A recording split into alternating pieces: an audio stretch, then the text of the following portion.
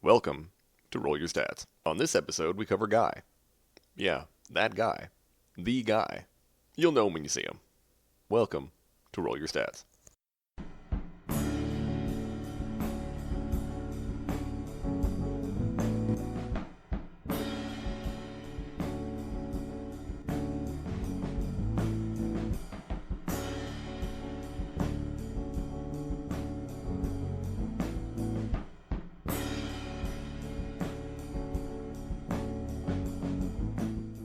Hello, hi, and hello once again.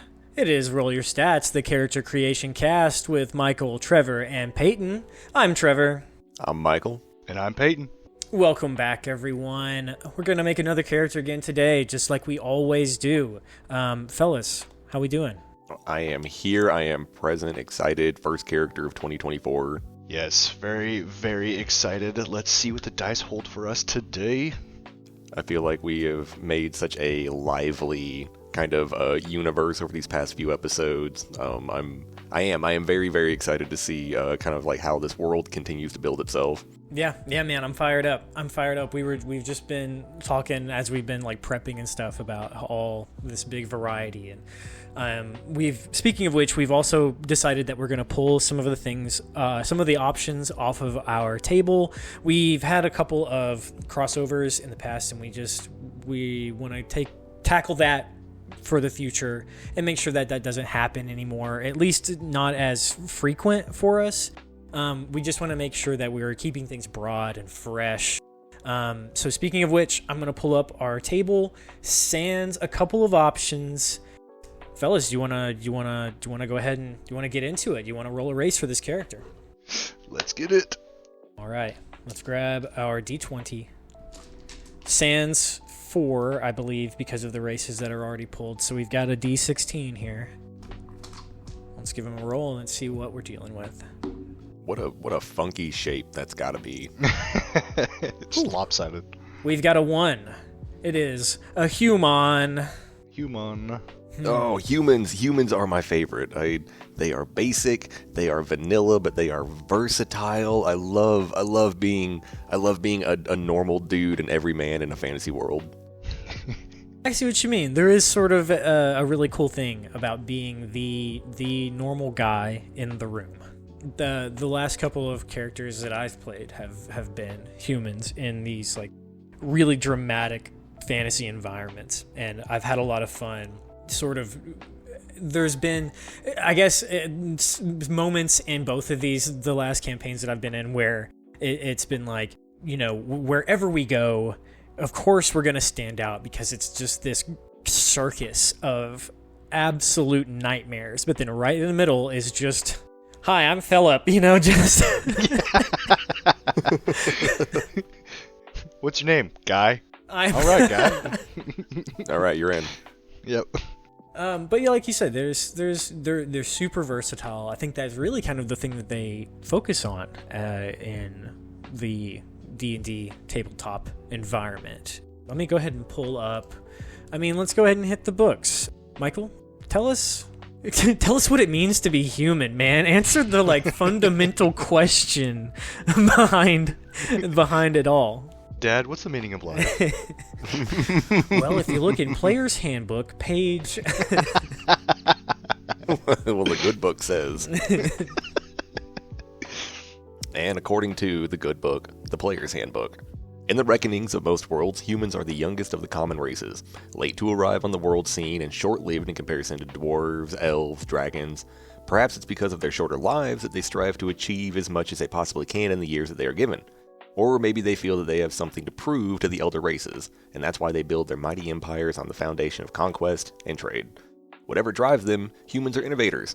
They're achievers, and they're pioneers of the world. Ability score increases. Your ability scores each increase by 1. Instead of getting a specific +1 in a stat and a +2 in another stat, everything is increased by 1. Very, very nice for if you roll odds. Yeah, that seems huge. For age, humans reach adulthood in their late teens and live usually less than a century. For alignment, humans tend towards no particular alignment. The best and the worst are found among them. Size, humans can vary wildly in height, from barely 5 feet tall to well over 6 feet. Regardless of your position on that range, your size is still medium. Their base walking speed is 30 feet. For languages, you can speak, read, and write Common and one extra language of your choice. Humans typically learn the languages of other people they deal with, including obscure dialects. They are fond of sprinkling their speech with words borrowed from other tongues. Orc curses, elvish musical expressions, dwarvish military phrases, and so on. That's a really interesting and really cool, just little kind of pinpoint for them to focus on. I like that a lot. As a caveat, there is always the variant human, which for a lot of people, that's the one that they're really looking at. The variant human usually tends towards giving the most flexibility in starting playstyle. For a variant human, your ability score increases are 2 different ability scores go up by 1. No blanket 1, but only 2 ones in different scores. For skills, you gain proficiency in 1 skill of your choice, and then you gain a feat at level 1. And that feat is usually a very, very big draw for players that have a niche or a build already in mind. I see, because you usually get your first feat at level 4, and that allows you to kind of specialize towards whatever thing you want to focus on from the very start. Precisely. Neat. That's really strong, especially for being a level 1 character. I've found that variant humans usually have the most niche of builds. If you are picking a variant human, you probably already have an idea of what you want to do, at least later on a little bit in the game already in mind. So is that something we're going to want to decide on, whether we're just going to go with the standard or the variant? You read my mind. Yeah, I like that, because we don't, at this point, we're always making these first level characters. We may not hardly ever get the option to look at feats and look at those things. So that's really appealing. We want like a D6, 1 through 3 is standard, 3 through 6 is variant. That is you know what, you're right, that is the very, very nature of our show, and so let's have the dice tell us. That's the name of the game. So 1 through 3 traditional, 4 through 6 variant. Yep. That's a number 1, my friends. Traditional human. Traditional. So we're playing Guy. The dudest of guys. Or the chickest of girls. Very true. So yeah, speaking of which, good segue, my friend. Let's see what comes next. Let's find the gender of this character. Number 1, this is a guy. He's the guy. I mean, so are we... I'm just wondering how far this joke is going to go, and like, is this character just named Guy? Have we already named him?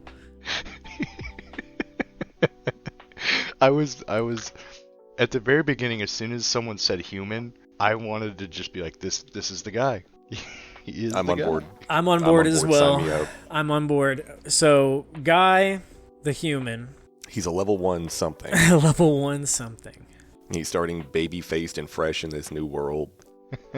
I guess that depends. You know what? You're right. Maybe he's not baby-faced at all. He could have some scruff. All right, this might be a cat that didn't bother starting his adventure until he was old. Oh, once again, an excellent segue, my friend. So let me pull up my percentile dice. Let's see how this takes us. This one I feel like can really dramatically impact the character. You're right. We didn't get an extreme for Castiel, so we haven't really felt the weight of our decision to do this yet, but I am waiting for when it happens. Well, it's welcome to the moment, my friend. It's almost as if you spoke it into being. We got a 95. Oh no. This is a friggin' frail old man. Maybe he's not frail. Maybe he's got some magical stuff keeping him young or something. I don't know.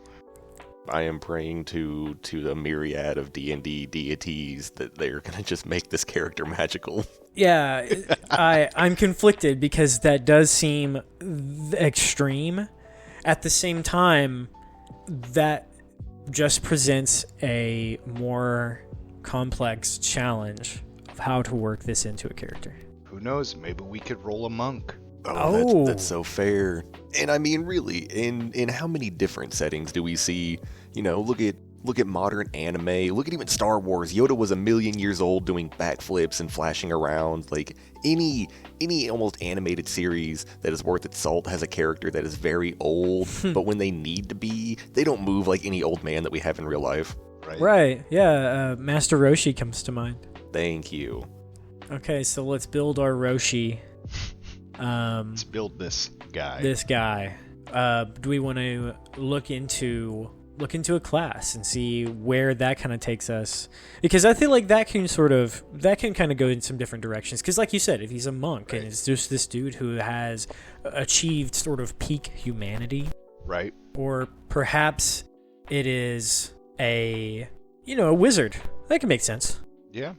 I fear 2 stats on wizards more than anything else: their age and the length of their hat. Old wizard is horrifying. An old wizard with a pointy hat, that cat is dangerous. Up to something. Got a pointy hat and a 5-foot-long beard. Oh my gosh, you're so right. Now that I think about it, like starchiness of hat versus like floppiness of hat is directly equivalent to evil and good, respectively. It equals their alignment. Yeah, 100%. Because I think whenever I think of like good wizard, I think of what's the guy's name from? Oh, Merlin. Is it Merlin? No, I was thinking... Was Merlin a good guy? Yeah, that's a good point. True neutral. I'm thinking of Rincewind, I think is his name, from Terry Pratchett's Discworld series. Then again, and he's not really even good either. He's just sort of like, I'm here and I'm doing things and good things end up happening because of his actions. But that boy's definitely got a floppy hat. So then I feel like we already have a whole idea or a whole array of a look for this wizard. Good and evil and right and wrong. All right, so then in that case, let's see where this goes. Let me grab a D12 to determine our class. Once again, we've pulled a couple of options off of this, so there won't be any paladins, rogues, rangers. So that kind of saves us a little bit, I suppose. Oh boy, my heart is in my throat. Oh boy. 4. That would be a fighter.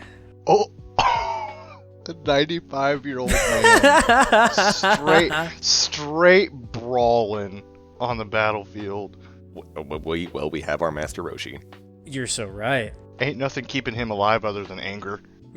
Yeah, he's just ferocious. He can't die. He won't allow himself. He still has things to do on this planet. Or I like you said, kind of more in the Roshi style, which I feel is almost like he's so mellow that he can he can channel it into keeping himself alive. Michael, do you want to kind of hit us with that first level fighter kind of spiel? I would be delighted. Fighters share an unparalleled mastery with weapons and armor, and a thorough knowledge of the skills of combat. They are well acquainted with death, both meeting it out and staring it defiantly in the face. You must have a dexterity or a strength score of 13 or higher in order to multi-class in or out of this class. At level 1, they get a +2 proficiency bonus. They know a fighting style, and they have the ability Second Wind. Fighting style, Second Wind. So this one actually, I think, kind of relates to Castiel, the cleric that we had made in the last episode, where you kind of get to, you choose your god, you choose your domain that you kind of function in, which kind of determines what type of character and what type of role that you play. I like this about fighters. I like that you can immediately make a fighter and say, this is my thing. Yeah, what an interesting perspective. What a bright idea on the class. I like your viewpoint on that, of having a direction, having a style, like having a little bit of panache right there at level 1. I almost feel like we should start this character off. I mean, this is just a feeling that I have. I don't know how you guys would feel about this, but start this character off at level 2 and have them be a fighter monk. If we're going more a Roshi route, just to have that like Zen. You know what I mean? I see. Because I mean, this man is 95 years old. He'd been around. That's also a really good perspective of how in the world did this man get to 95 years old, but he's still only, can be seen as in the perspective of a level 1 character. You know what? Maybe we will do something a little bit different then. Do you guys want to roll a d20, see what level guy is? Holy crap. Whoa. Ooh, let's, I'm willing to. I am feeling the call of the void. Hey, I'm down for it. If you boys want to do something a little wild, let's get wild. All right, I got my d20 in hand. Here she comes. Watch this be a nat 20. You know what? That's the most validating. I couldn't pick a better number, I think. Not far off. We got 17. There we go. That's a 94-year-old fighter. That's how you make a 94-year-old fighter. So then how do we decide, is he straight 17 levels of, he's a 17th level fighter? Is he going to be multi-classed into anything else? Of course, we do have to have dex or strength of 13 or higher to do so. So do we need to get to the point where we D the DT to determine that? I think we do. There's so I many. think we might want to roll a little stats. There's so many things. Okay. In that case, we have to take one little step back, and we got to get a background. Just a little bit more of a rundown on the fighter class. They get a D10 worth of hit die, which means at level 1 you get 10 plus your Constitution modifier, and then every level after that you get 1d10 plus your Constitution modifier. Fighters are automatically proficient in all armors and shields. They are proficient with simple weapons as well as martial weapons. They have the saving throws for strength and constitution. And then from the skill list, you can choose 2 from acrobatics, animal handling, athletics, history, insight, intimidation, perception, and survival. Once again, I feel like that's such a broad spread, acrobatics, animal handling, perception, intimidation. You can have someone who's kind of varied at different things. We're also hitting the level 1, which gets us our fighting style as well. Do we want to kind of go over that list? And I'm also willing to roll the dice to determine the fighting style as well. Oh, talked me right into it. Yeah, that's sweet talk. All right. So then, shall we just roll a d20 and see if it's above that? We can roll again to find one that's within our parameters. Yes. Yeah, I'd say that works. Cool. All right. Here comes a d20 to determine his fighting style. 9. 1, 2, 3, 4, 5, 6, 7, 8. Thrown weapon fighting. What? You can draw a weapon that has the thrown property as a part of the attack you make with the weapon. In addition, you can hit with a ranged attack using a thrown weapon with a +2 bonus to the damage. Guy, what are you doing? So, are we talking like throwing knives, hand axe, like rocks? I mean... Really though, I think we are. I think this is an old man that's been throwing stuff at people for his whole life. Started off as like a 5-year-old throwing rocks at passing carriages. Hey, you better quit! He just made a whole career out of it. Right, literally 90 years later, here he is, still sitting on the side of the road. But he's literally got like pebbles on, like, and he's like flicking them, but he can flick them with such insanely deadly precision. Oh my gosh. Yeah. Trevor, what was that idea I talked to you about? Like, it was like 2 months ago of someone that could channel gust into their hand and add that to the back end of whatever they throw. Oh yeah. Interesting. So we're looking at a fighter with maybe a throw build. Thrown weapons, I think, are really cool. I think there's something really unique about that. There was a one-shot that I just recently played where I played a character that had thrown weapon fighting as well. He used a trident and a net. The only drawback to it was, as just being a pure fighter, he didn't have any means of retrieving the weapon. So after I threw them, I just had to go and track them down. I've got something for you. What about a fighter warlock? Because that way they can do packed weapon and throw it, basically it returns to them automatically, right? Certainly. That would be one option. One option would be to go Eldritch Knight as well, because they bond to a weapon that can then be returned. I do kind of like the idea of maybe trying to keep this within the realm of fighter and not multi-class if we don't have to. That way we can kind of preserve the other classes for characters of their own. Ooh, I didn't even think about that. Cool. In that case, just here at first level at least, we also get second wind. Michael, do you want to tell us about that? The second wind. You have a limited well of stamina that you can draw on to protect yourself from harm. On your turn, you can use a bonus action to regain hit points equal to 1d10 plus your fighter level. Once you use this feature, you must finish a short or long rest before you can use it again. Realistically, probably about once in between every fight, you get your own very small self-heal, adding just that extra little layer of durability onto the fighter class. Yeah, always loved that when playing fighters. I really dig the ability to be able to kind of take care of myself, at least for a little bit. It is reminiscent of World of Warcraft's Victory Rush. Oh, yeah, good point. Where as long as you like finish one thing, you can heal and then go on to attacking the next thing. Mm-hmm.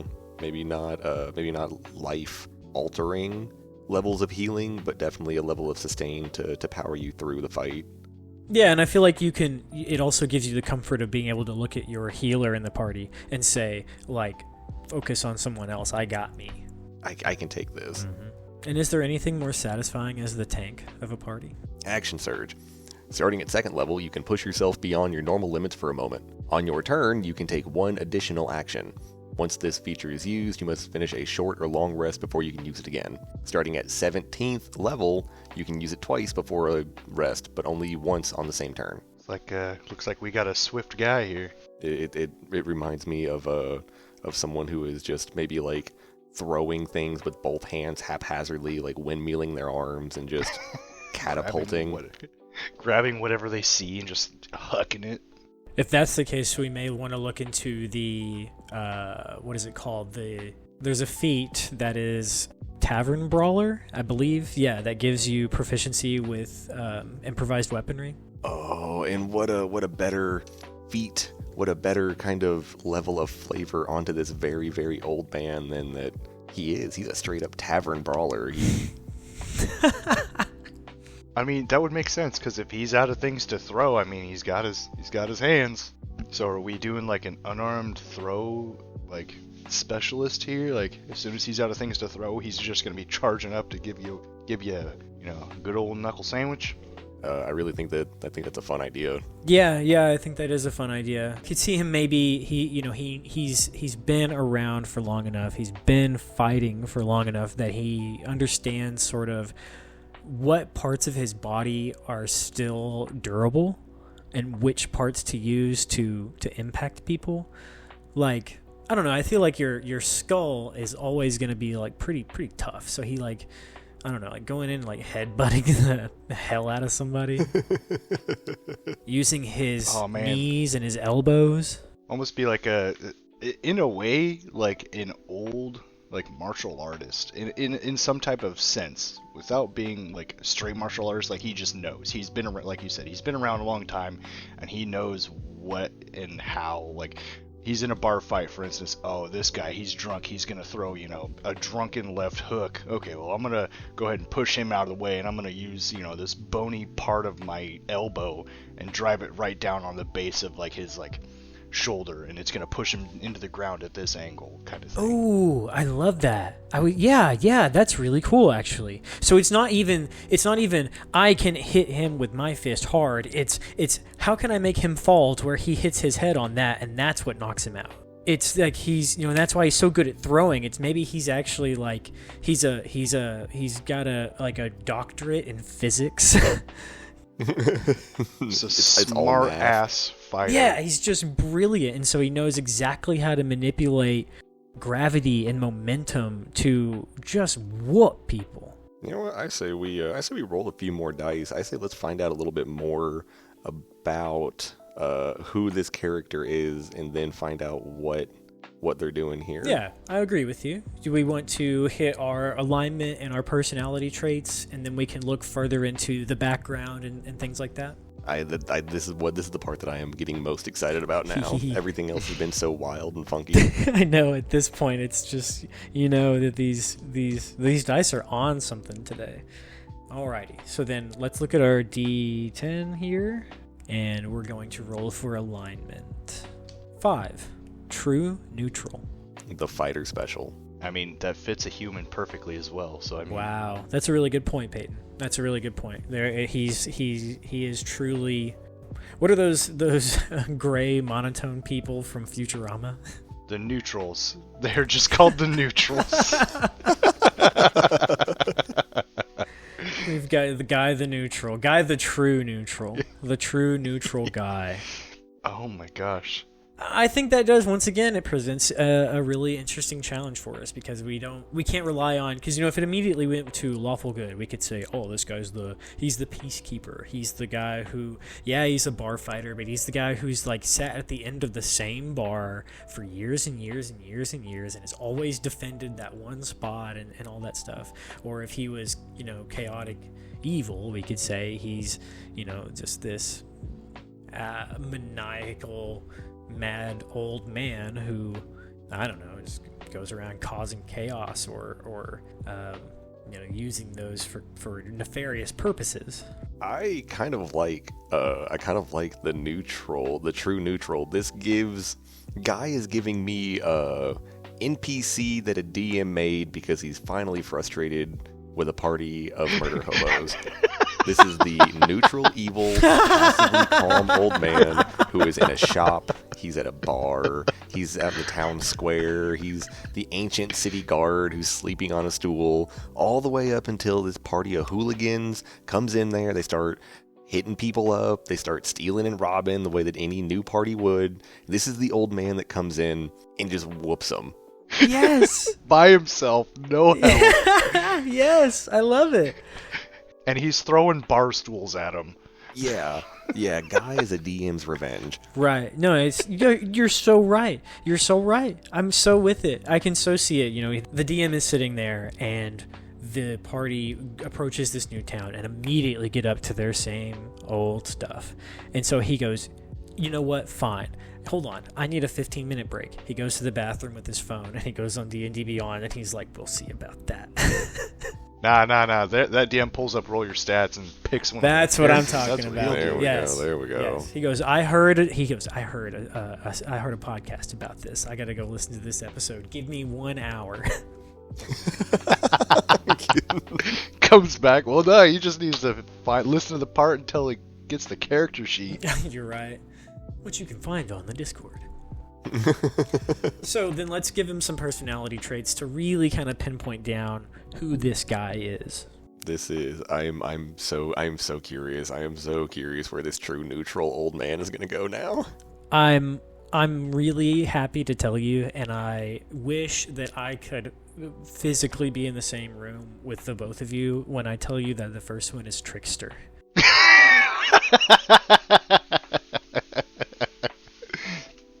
Oh my god. I wish I could see the smile on your faces. I can hear it. Okay, here comes number 2. Oh no, I'm just an old man. That's all. Next one is 16, which is Chronic Liar. That one's cut, so we're going to roll again. We have 9, Know-It-All. Oh boy. He's hilarious. Oh no, this is Guy is a DM's revenge. Guy has to be. This is the curse that a fed up DM is bringing down on his party. Guy the neutral revenge. Mm-hmm. He is crotchety and he plays pranks. He probably has like his own kind of quips. Hey kid, pull my finger. Right. Oh, I remember back in my day, I was stronger than you. Yeah. I still Probably am. still am. Yeah. I mean, and that fits his fighting style so well too. I mean, holy cow. Wow. Yeah, I really like the kind of narrative synergy between like a trickster and a throw weapon fighter. Yeah, it almost makes me think he's kind of like this ancient what's his name? The villain from the Daredevil movie with Ben Affleck. Bullseye? Is that his name? Yeah, that ancient movie. Yeah, so he's just sort of like an old man with this pinpoint precision. So maybe he's even like, he's throwing rocks and they're bouncing off of things and hitting people in the back of the head, and then he's like, they're standing on the boards of the bridge and he's not hitting them. He's like kicking the board down so that it falls out from under them, and then they fall and stuff. Gosh. Yes. In a way where he's, whenever you fight him, not only is it that you're getting beaten by this old man, but that he's just playing with you, and you just feel like, what am I even doing? You will never know his next move. Oh, that for sure. He could throw something at you, be like, oh, he's gonna throw that at me, and he throws it past you, and you're like, what? How did he, why did he miss? And you turn. Next thing you know, he's in your face, and you're about to get a gnarly headbutt. Yeah. He's smiling the whole time too. He's just having the time of his life. So then that brings us, I believe, or at least it should kind of transition to giving us a good spot for his background. As I'm looking through my big list here, I'm seeing a couple that kind of stand out. Hermit, mercenary veteran. I need to kind of look into those options to see what that entails. Are there any of these, if you guys are looking at the list, is there anything that stands out to you guys? I think I got a background I'm looking at right here, and I think it might be a fun one. What's your idea? Folk hero. Michael says that we should go for folk hero. Let's take a look at what's going on there. What's your thought process, Michael? A folk hero is I've always liked the folk hero background anyway. It always seems like it is such kind of an everyman, maybe a hero from a small town. It kind of has that vibe of been there, done that already. And the description is that you come from a humble social rank, but you are destined for so much more. Already, the people of your home village regard you as their champion, and your destiny calls you to stand against the tyrants and monsters that threaten the common folk everywhere. My goodness. Yeah, a folk hero is exactly the kind of character to be in the bar when a rowdy group of bandits or a rowdy group of murder hobos come into town and start, harassing the people that live there. Hey. Yeah, you stole the exact thing I was thinking. Because, you think, this group just comes in and everyone at the bar is just kind of looking at him and be like, oh, they're about to, they just started messing with Guy. All right, hey, it's time to go. That guy's about to start throwing things. Oh, not Guy. They didn't mess with Guy, did they? Yeah. Real talk, the equipment of a folk hero, they get a set of artisan's tools that you can choose from, but they also get a shovel and an iron pot, and that's a weapon in his hands. Throwing a pot at people. Absolutely deadly. You get the pot, you get a shovel, you get a sack of gold because he's going to beat you up and take it back anyway. He just beat me with his coin purse. This old man's over here dropping quarters into a sock because he's about to hook it at you. No, he's got, how like people can snap coins? Yes. Yeah, he's just snapping gold coins at him. He's like sticking in their plate armor. He's like, oh no. Yeah. I've made a mistake. Literally like clinking one off a dude's helmet so hard that it knocks him out. You just hear the ping, ping, ping coming from the bar. Right, and it goes back over, and he's like doing that one, that game where you have to like toss the ring, get it on the hook to push your shot back and forth, and he's just getting it every time. Yeah, he's just nailing these. Been the reigning beer pong champion for 14 years. Oh my gosh. Every newbie that comes into town or is of age that goes into the bar or tavern, like, they always challenge him because they think they can be the one that beats him. Now's my chance to get beaten up by an old man. I'll gladly take your money, Sonny. Yeah. No, just cover my tab. You'll be all right. And he's well known. He's a folk hero. People compare themselves up to him. They look up to him, and it is only purely by virtue of him just kind of being a strong, Guy. humble guy here in the village. Just a guy. That's just a guy. So with Folk Hero, there comes a couple of features. We have the defining event, and we have the rustic hospitality. Who wants to give us a little bit of a spread on that? Just to run down rustic hospitality, since you come from the ranks of the common folk, you fit in among them with ease. You can find a place to hide, rest, or recuperate among other commoners unless you have shown yourself to be a danger to them. They will shield you from the law or anyone else searching for you, though they will not risk their lives to save you. And then the defining event is a table on a D10 that I think we could roll for. I am absolutely with you. I am one step ahead of you. I got the dice in hand, my friend. That would be a 5. I led a militia to fight off an invading army. This is Guy from the block. Oh, you say that, and it immediately puts in the image in my head of the main character from Kung Fu Hustle. Oh, you're right. He's not a good guy. He's not a bad guy. He's just this dude who ascended and wants to take care of his home. Which also, side note, shout out to Kung Fu Hustle, an amazing movie. Oh, it rules. It absolutely rules. So now we have our background. We've got our personality traits, our alignment. Do we need to look into now what that further means for a fighter up into level 17? Possibly sharpshooter? How wild to have sharpshooter on improvised weapons. Holy. Sharpshooter actually has some really cool things here. You get the close quarter shooting, you get the steady aim, you get the rapid strike. Like, there's some fun things here. And it says the sharpshooter is a master of ranged combat, an excellent sniper, and an eagle-eyed scout. This fighter is a perilous foe who can defeat an entire warband so long as they're kept at range. I mean, that kind of sounds like our guy. Yeah, it kind of fits. That sounds like Guy. That sounds like our guy. I like sharpshooter. I say we run with sharpshooter. In that case, sharpshooter has 4 additional features that we would have access to if we were a fully level 17 fighter. Michael, do you want to give us a quick little rundown on steady aim, careful eyes, close quarters shooting, and rapid strike? A little bit of more detail on the sharpshooter subclass. Steady aim. Beginning when you choose this archetype at 3rd level, your aim becomes deadly. As a bonus action on your turn, you can take careful aim at a creature that you can see that is within range of your ranged weapon. Until the end of this turn, your ranged attacks with that weapon gain 2 benefits against the target. The attacks ignore half and 3/4 cover. On each hit, the weapon deals additional damage to the target equal to 2 plus half your fighter level.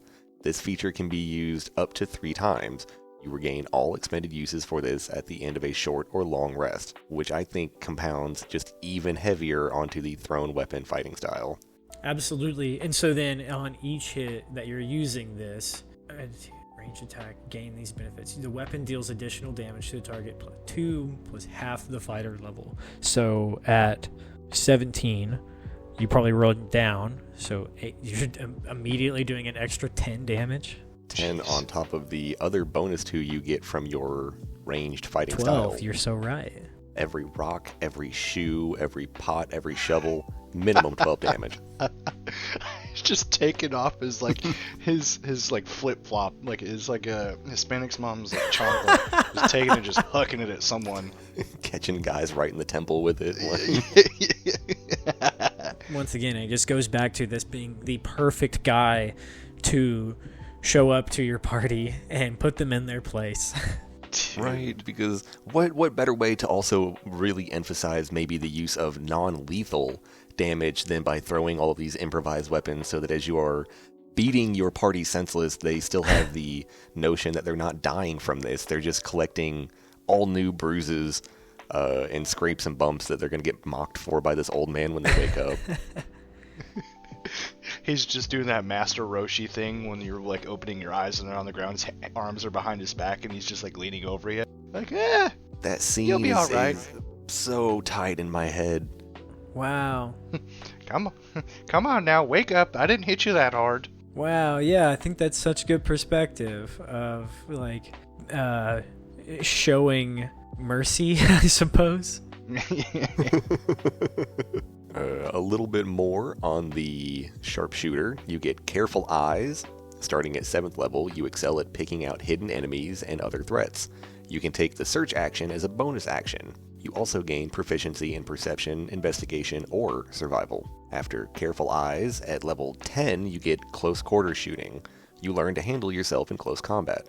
Making a ranged attack roll while within 5 feet of an enemy doesn't impose disadvantage on your roll. In addition, if you hit a creature within 5 feet with your ranged attack on your turn, that creature can't take reactions until the end of this turn. Meaning that if you hit a creature with a ranged attack within 5 feet of you, they cannot use their reaction to opportunity attack you. Wow. You just hit him with a, like, maybe it's not your, like, main throwing weapon, you throw a rock at him, and then you back up and get some more distance so you can build up some more. Okay, now I'm gonna hit him real hard. Oh, you're right. This is kind of like a ranged character's get out of jail free card. Yeah, and you get out of jail free while also getting to potentially do another 12 damage to him. Yeah. This is the, like you said, you throw the rock that, like, stubs their toe super hard or something. Throws a boulder at their foot. Oh, God! Throw the menu at a restaurant, it flaps open in their face. Take that opportunity to run away. Gosh, give this man a deck of cards. Oh, deadly. Up next is Rapid Strike. Starting at 15th level, you learn to trade accuracy for swift strikes. If you have advantage on a weapon attack against a target on your turn, you can forego that advantage to immediately make an additional weapon attack against the same target as a bonus action. Very cool. I like that as an option. This really, really, really does feel like a character that is just throwing, that is putting out more than you can deal with. They get extra attacks. They get bonus damage. They get out of jail free cards. They get like advantage and bonuses on, like, searching and, like, keeping their perception up to be able to find you before you find them. They must have really made their DM mad, that party, man. It's like, you're not going to be able to run away. Like, he will find you. He is the guy. He is the guy. This is the character that spots that rogue that still has that plus 13 in stealth so that they can't get their bonus or their sneak attack. Yes. Oh, you thought you'd get me, Sonny. Nope, I see you. And does it as a bonus action in the middle of combat, and he's just It's that scene in the Justice League movie when the Flash tries to run back behind Superman and he, like, makes eye contact for just that split second. The thing that I keep coming back to is, how do we explain him still being capable to do this at 95? Maybe, hey, okay, so he's a folk hero, and he led a militia to save the village. Maybe the village's cleric had some type of amulet or ring or something that they awarded to him. That's a really good point, Peyton. I like the direction that you're heading in there. It's like his, not immortality per se, but his longevity of life is a reward that has been granted to him for his past deeds. Yeah, and now he's just, all that time he spent, protecting the village is now being rewarded to him. Like, maybe he just does, like, he's old. Yeah, he looks old. He feels old sometimes, but maybe, like, what they did for him is like, okay, yeah, you spent these years doing this service for us. Okay, well, we're going to give you some years back, enjoy your time. Yeah. Relax. Yeah. Oh, no. I just got a cool idea. So he gathers. Okay, so he's the guy in this town. He's the guy. The invading army shows up. The town can't protect themselves. They don't know how to fight. So they turn to the guy. They say, "Guy, teach us how to fight." He teaches them how to fight, and not only that, but he teaches them how to fight in this, like, weird, unconventional way that lets them push back this invading army that they can't comprehend. They're like, I don't understand why we can't take this one village. We've taken every other spot of land around it, but we just cannot do it. So then they repel the invading army. They succeed. They rejoice, and they reward him by like minorly deifying him. He's not a god. He's not even like a demigod. He's just sort of holy in this sort of way. And so like every time that he puts some young buck who tries to beat him at beer pong or whatever in his place, and the guy across the bar goes, "Hey, yo, get him, champ," that is him getting praise, and that praise allows him to live 2 more days, you know? It's like a slight rejuvenation effect. 1,000%, yeah. Like revigorifying. Yeah, him. absolutely, and that's their like they're just praying to him, and he's just soaking it up, and you know he doesn't even know why he's living this long. It's just, you know the secret, kids? Carrot juice every day. Carrot juice, he says. Why do you think my eyes are so sharp? amazing. He's just got that old man laugh Roshi cackle. Oh. Hey kid, pull my finger. Oh, 14 damage. Noxious fumes, huh? Yeah.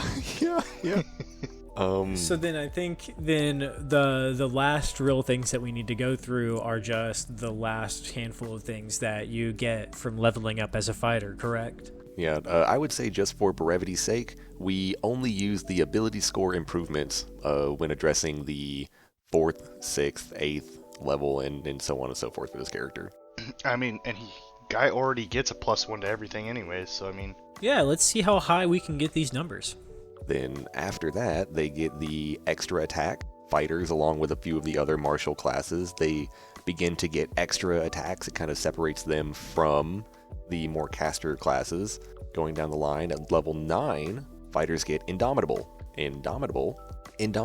Beginning at 9th level, you can re-roll a saving throw that you fail. If you do so, you must use the new roll, and you can't use this feature again until you finish a long rest. You can use this feature twice between long rest, starting at 13th level, and 3 times starting at 17th level.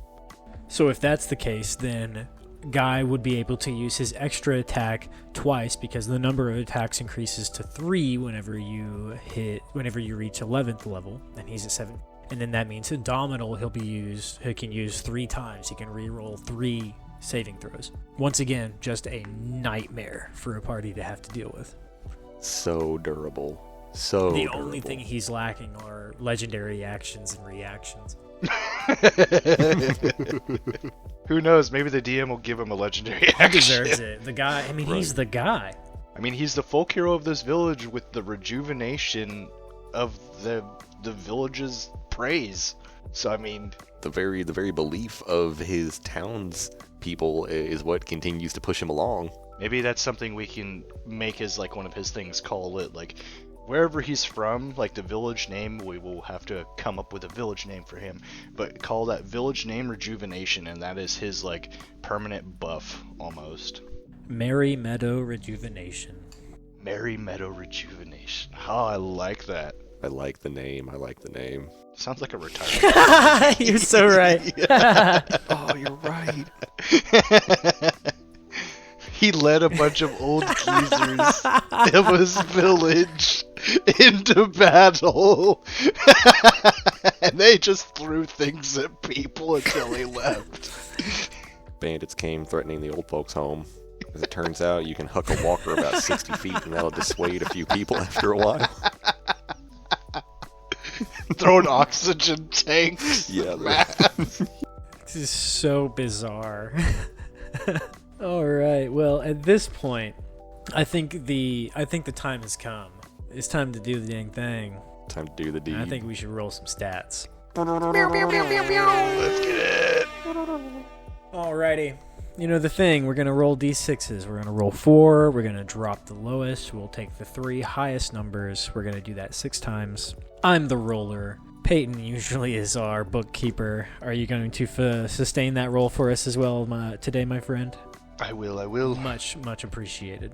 It takes 2 hands to roll dice, so you know how can I write at the same time? Gotta pray to the dice gods. All right, here comes the first stat for the guy.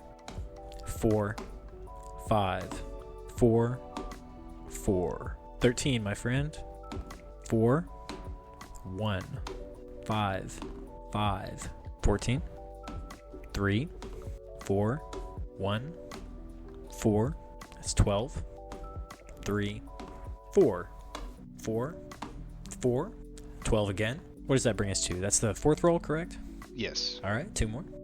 6. There we go. I was waiting for one of those. 5, 1, 5. 16. There we go. 2, 2, 1, 2. Wow, a 6. You know what? I have zero complaints. Guy would have been an unstoppable monster if he had gotten anything more than a 6 on that last one. Yeah, Now, yeah. We needed something to bring this back into the realm of humanity. Certainly. And I already think I have a pretty good idea of where the 6 would go on a 95-year-old man. Yeah. All right, so if you don't mind, Peyton, if you would please repeat those numbers back. Sure. So, got a 13, a 14, a 12, another 12, 16, and 6.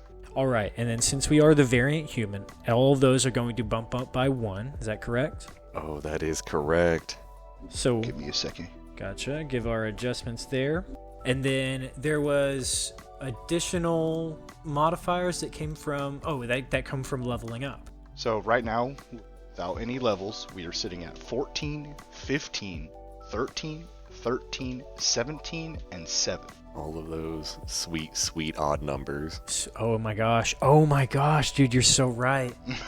And then we have ASIs, ability score improvements, at 4, 6, 8, 12, 14, 16. So that's 6 additional ability score improvements, and that's you can improve 1 score by 2 or 2 scores by 1 for each of those 6 that we get to do. All right. Well, I am of the mind that we put the numbers into the slots and then add the ASI. Okay, I think that's a fair assessment. So let's then look at.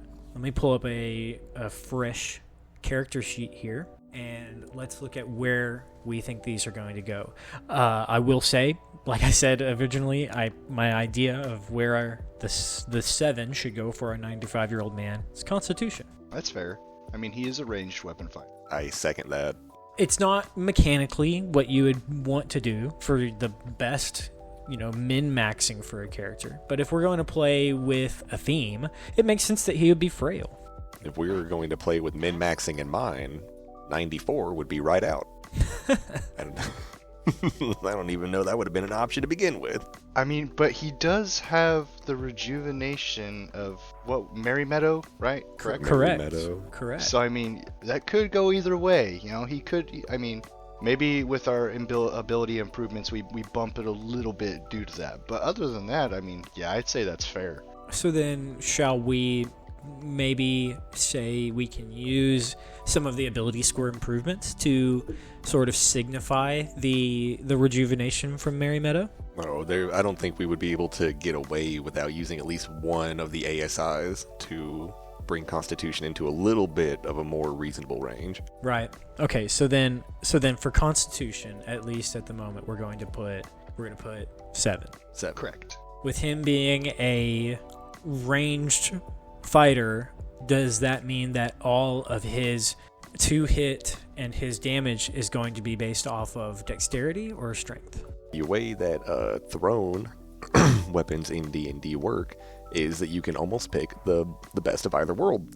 If a weapon has the thrown property, you can throw the weapon to make a ranged attack. If the weapon is a melee weapon, you can use the same ability modifier for the attack roll and the damage roll that you would for a melee attack with that weapon. For example, if you throw a hand axe, you can use your strength, but if you throw a dagger, you can use either your strength or your dexterity, since the dagger has the finesse property. I see. So it would depend on actually what you're attacking with. Mm-hmm.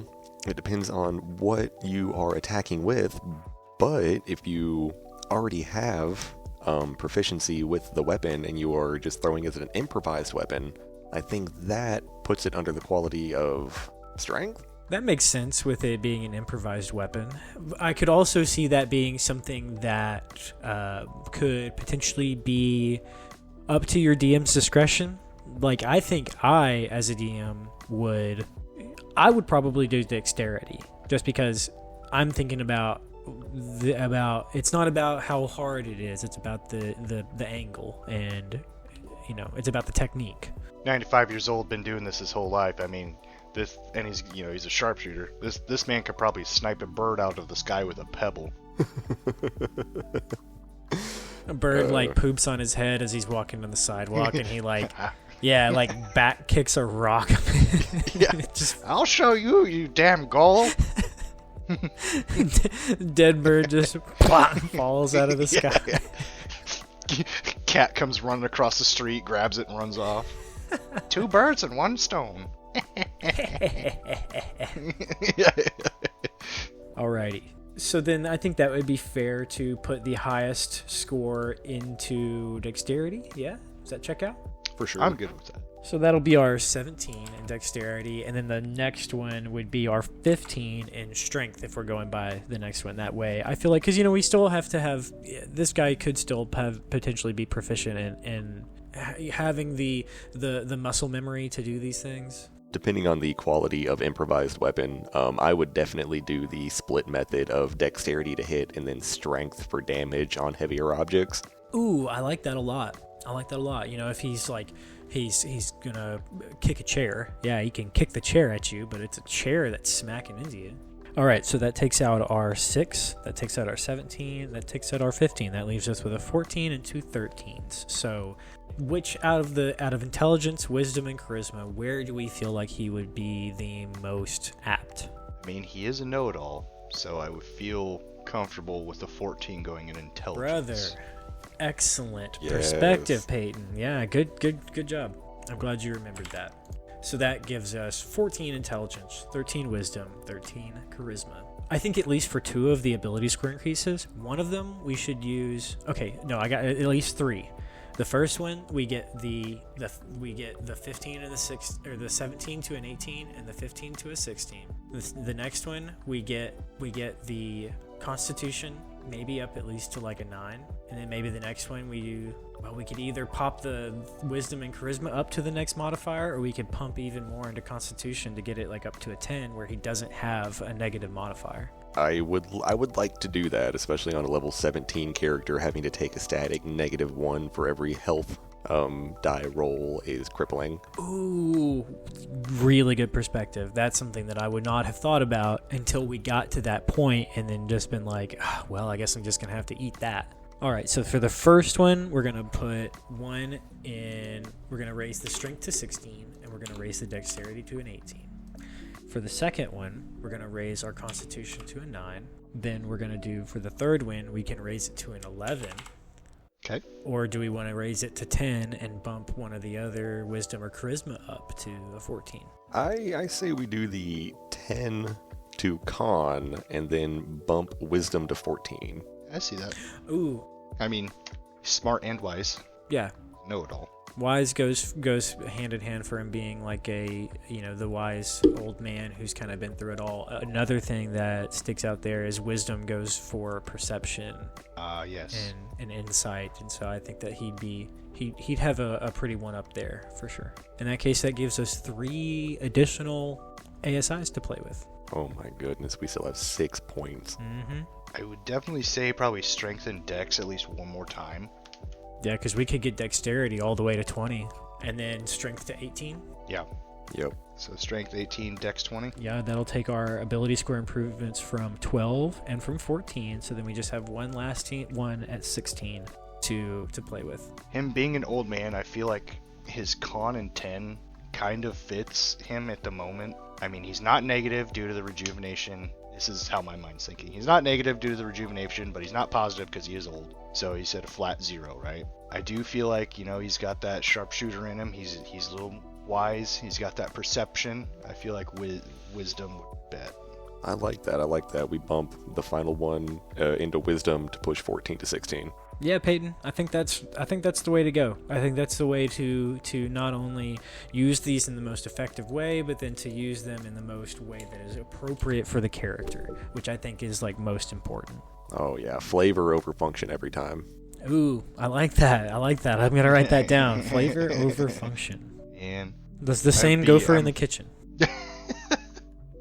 What were you gonna say, Peyton? well, I think this gentleman, this guy, the guy, is very, very strong in multiple ways. I mean, his strength is 18, his dexterity is 20, his constitution's 10. That's a given. I mean, he is an older gentleman. His intelligence is 14. He's very wise with that 16, and he's charismatic. He's got some charisma in him. He's 13. You know. Yeah, I think that kind of checks out for the, he can be charming when he wants to. Mm-hmm. When he's not being I like have a a question. creepy old man. Yes, sir, Michael. What's your question? I have a question then.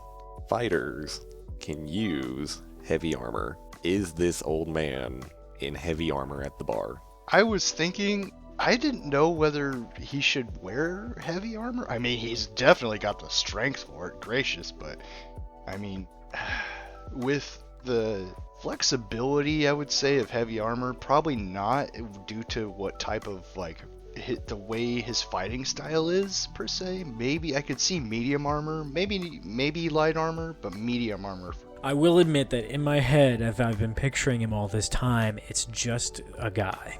Just a guy? Yeah. Me as well. Me too. I think this guy is wearing like khaki shorts and a Hawaiian shirt. Just straight Roshi in it.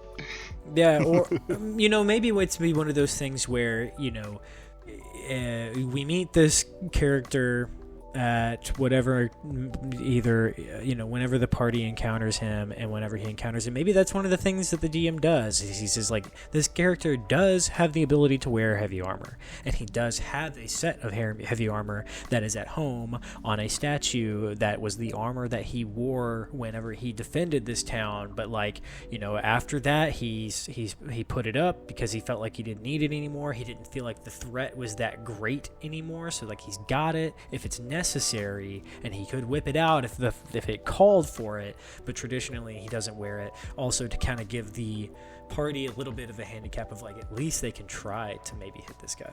Yeah, I see that's fair. And if he does ever put on that heavy armor again, his whole demeanor changes, man. He goes happy goofball old man to it's serious, we're about to get real, I'm about to hurt you, Someone's gonna die tonight.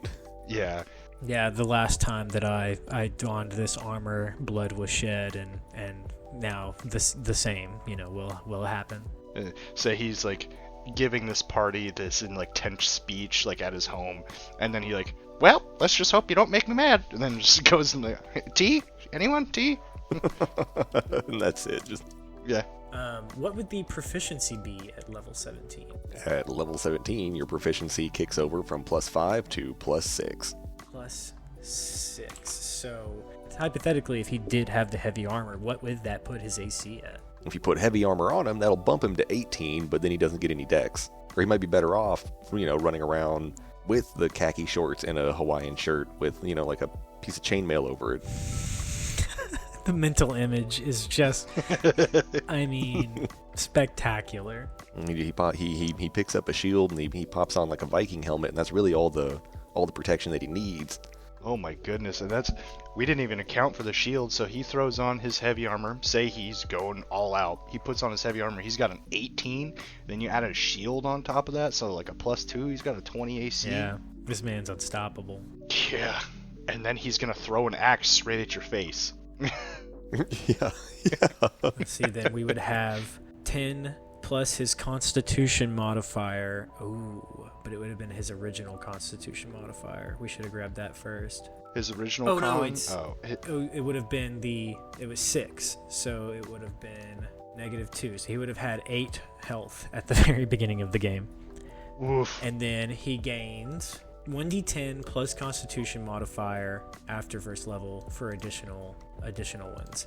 So then I guess we'll have to kind of determine when he would have taken those, because that determines how much health he gets every level. We could say he took the 2 for the first 2. That way we only subtract 2 for the first up until level 6. That's fair. Okay, so then we need to do 16 levels worth of health. Is that correct? Yeah. All right. And it's going to be a D10. So let me grab my D10. Going to be I think it's going to be 16 D10 minus 6. Ooh, that may be a easier way to do it. Just roll this 16 times and take minus. Let's see, let's count up the con negatives. For 2 would be -2, 3 would be -2, 4 would only be -1, 5 would only be -1, 6 would be equal. So yeah, 2, 4, 5, 6. So yeah, 16 D10 minus 6. Brilliant, really good job. Okay, I'll start rolling the D10s. You want to write it down, Peyton? Yeah, I got you. 10, 1, 9, 9, 5, 8. That's 6. Okay, so then roll number 7 is 8, 1, 10. I believe that's 10 on 10. And then we've got 6 more. I've only got 9 here. Gotcha. Just one more then. Okay, so 10 is 7, 9, 9, 10, 3, 9, 7. Oh my goodness, those are some really good rolls. Yeah, go put those dice in the fridge. They are Oh my goodness. So many 9s and 10s. Okay, so and we said -6, correct, in total?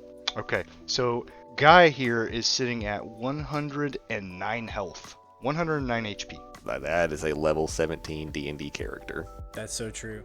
Holy cow, dude. So yeah, that 10 in Constitution isn't really hurting him at all. No. It'll maybe hurt him whenever he doesn't get to add any decent modifier to a saving throw, but other than that, I mean, didn't he get to re-roll saving throws like up to 3? you're so right. Absolutely. So So- he's got a bit of a grace window there. So I mean, shoot, I think he's doing pretty good. Oh, I am not worried about Guy. He like we've been saying, he's the guy. He's the guy. This is the guy. Yeah, this is the guy. So he gets animal handling and survival skill proficiencies from his background. The class would give him acrobatics, animal handling, athletics, history, insight, intimidation, perception, and survival. So if we take out animal handling, survival, what other 2 would we like to grab from acrobatics, athletics, history, insight, intimidation, perception? Perception for sure. Yeah, we've talked about that one prior to. I think that's fair to give that that one a given. And I don't know, Michael, do you have any ideas? I was thinking history because of that know-it-all personality trait, but if you have anything else. I'll say it out loud, boys. Acrobatics. Fair. Yeah, no, yep. I So like this man that. can do backflips. 94-year-old Dex fighter. He can still do a backflip. I will admit, I was split between insight and acrobatics, and so I'm glad that you said it, because, dude, yeah, awesome. Kick, Right. Awesome. kicks a cup out of someone's hand into someone's face. With a lazy slap. Yeah. Yeah. Pop! Ugh! 12 damage. Just ever so casually brings his foot up to shoulder level. Could do moves that would make a monk blush. Yeah, yes. All right, so we've got we've got all of our stats. We've got everything that we would actually improve going up to 17. Is there anything else that we feel like we need to clarify as far as like mechanically, or is there any other images, stories that come to mind, any other kind of anecdotal things, or how do you guys feel, I guess, about the guy at this point? I like where the guy is sitting at now. I was worried when we got his age and we started learning a little bit about him, where would he fit into a party? But he doesn't need to be in a party. He's the guy. He's already the guy. He's level 17. He's an old man. He doesn't need to be in a party. He can be at a tavern. I see. I like that perspective because, and that's one of the questions that you've asked in the past, which I really like, and I think it points us down a neat direction. Is how would this character fit into a party? What role would they play? And I think it's a good kind of insight to say this wouldn't be a player character.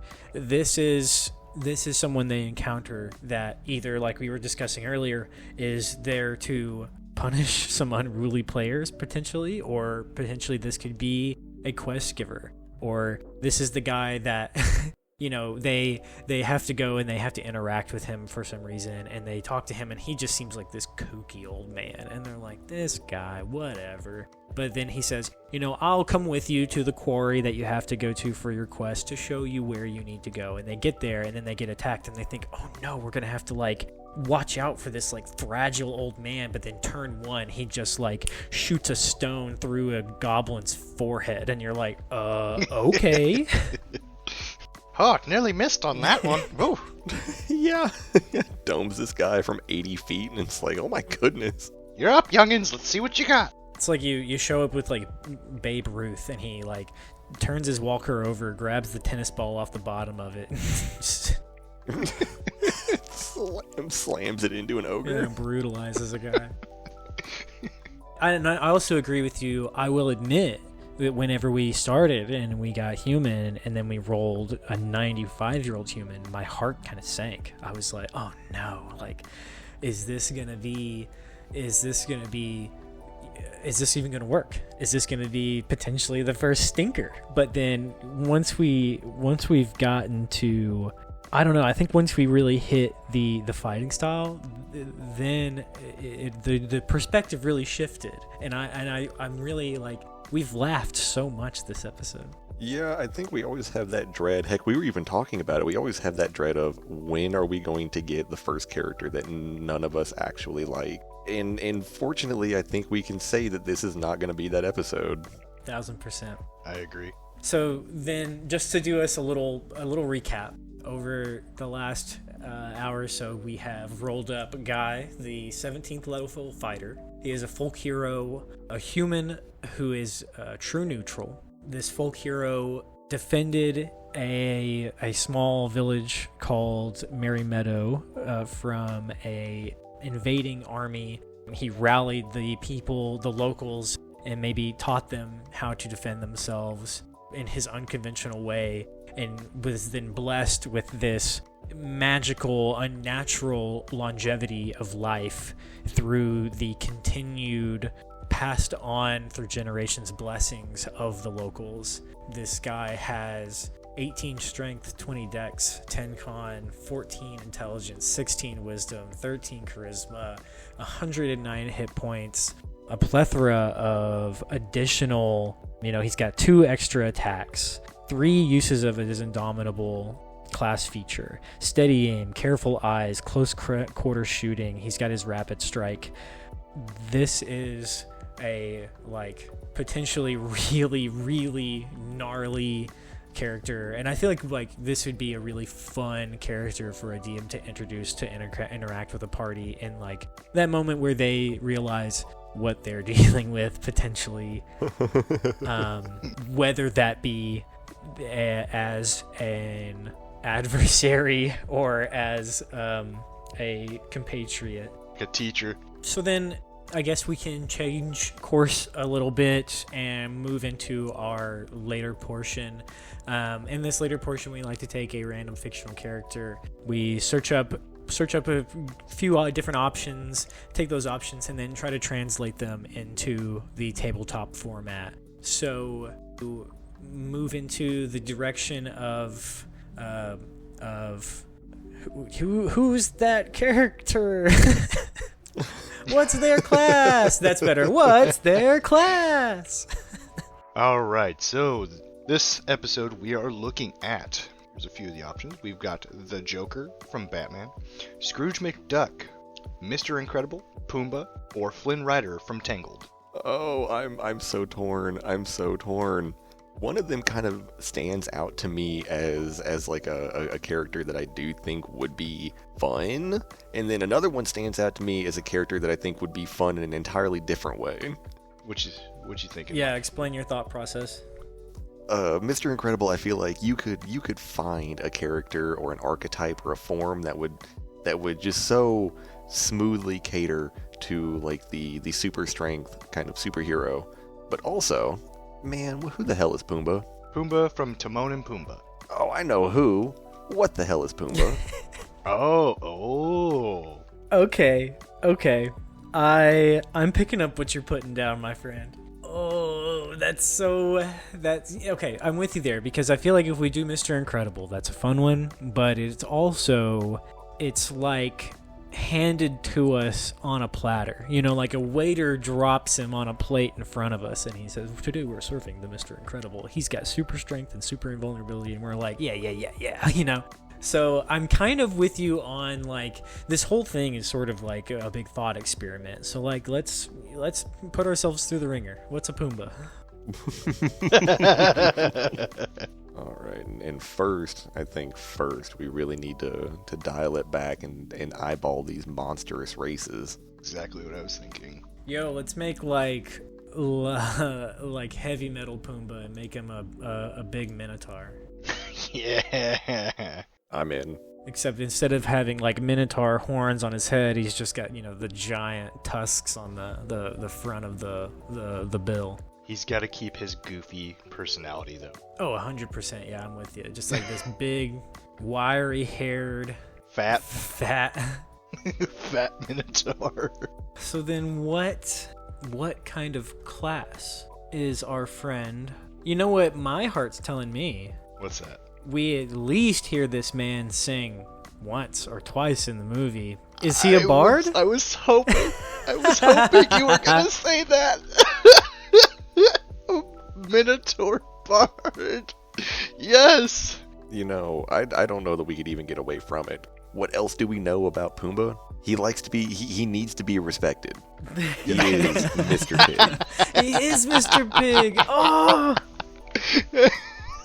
Even already has a stage name. Mr. Pig, yep. Oh my gosh. So then Pumbaa's a bard. Pumbaa's a Minotaur bard. Let me flip over my page here so we can write down a little bit of these specifics. Man, I'm having to stifle a belly laugh.